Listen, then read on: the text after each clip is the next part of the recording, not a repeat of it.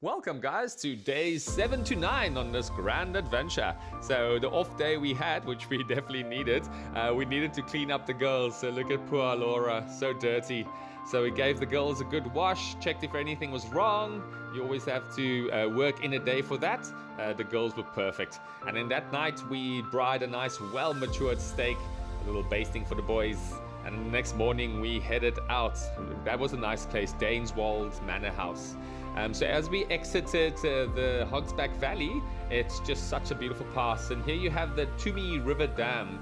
That Tumi River runs through the Amatola mountain range. And essentially we were making our way towards the Addo Elephant Park side. So this is called the Barefoot Addo Elephant Lodge. It's gated, so there's wildlife in there. That was pretty cool. Saw nothing.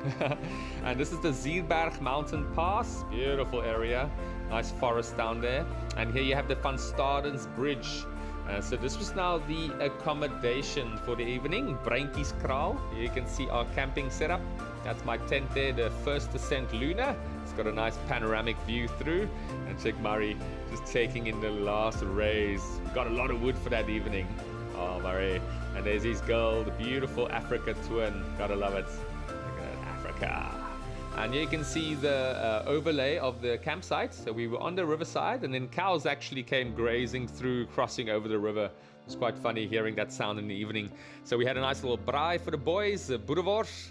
And then the next morning we made an early mission to get into the reserve. So this is now the Baviaanskloof. It's seen as a World Heritage Site, the Valley of Baboons, 200 kilometers long. Look at that little drop-off coming down there. Whew, you don't wanna have that. Nothing of that. And the mountains in the bottom there is the Gamka Mountains, and this here's the whole Hut Pass. You can see nice and rutted on this little track here.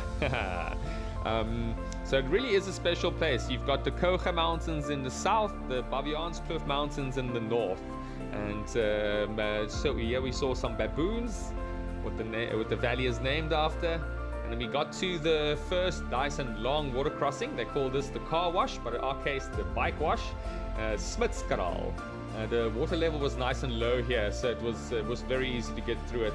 I stood up a little bit, but the bike was so loaded, so I just sat down and just nurtured her through there. Don't want to take chances. But I saw a nice little photo opportunity coming here, so I had to quickly park her and get a few shots. Get a little selfie with me and Alora. Look at that. I love those lights on the T7. And then I just finished off with the last little bit. So I've done this crossing here where the water was above your knees, and I'm quite tall. So luckily we saw a little bushbuck. He was just minding his own business, doing his thing there. And you've got a little day camping area here just after the crossing where you can get your boots off and try and dry everything. And then we met up with a couple that we saw the previous night by the campsite. They were further up the river. Shout out to Chris and Janet. And then they actually showed us a little secret spot that I know of now. So it's the Gamka River you see there. Beautiful little swimming area that you can come to. And nobody was there, so it's perfect.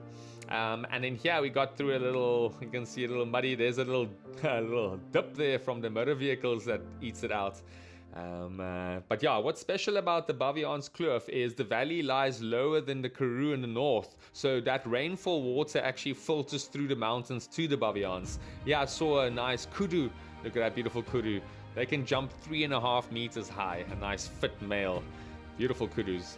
And here some more baboons. It was just the valley was filled with wildlife. So epic. And then 7 of South Africa's 8 natural regions are represented here. So you've got the fynbos, the forest, the grassland, the succulent karoo, the nama karoo, the subtropical thicket, and the savanna. Pretty epic. So yeah, Murray, first put down of the whole tour. Murray set me up. I blame him. He told me to give it the horns, and then there was a ditch. Yeah. But then it was so hot, so that little bit of water was quite nice, and Alora got a bit of a wash. But that was my first put down. Wow, I was so bummed. And yeah, I actually just wanted to take a swim because it was so hot that day coming through the valley. And this is now the exit. What's special about this area is also that less than 0.5% of the surface area of Africa is represented there, but it's home to nearly 20% of the continent's fauna and flora. Like, how special is that? That is just crazy. So we signed out. You can't stay inside the reserve unless you book it.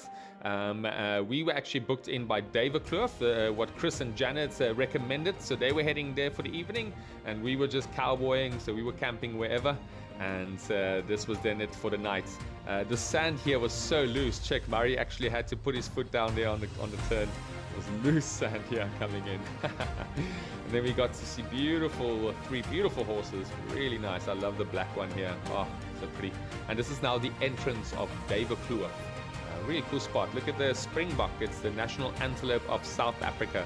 And here's then the campsite. You can see some aloe ferox there, beautiful aloes. There's the bikes parked. We camped right there. And then Murray's Africa Twin standing right there, and pretty. So they've got a really nice little swimming area. This is where you can chill out. You can have a braai, little social area. The water was nice, clean, clear water. But yeah, guys, I hope you enjoyed that, and I'll see you in the next one.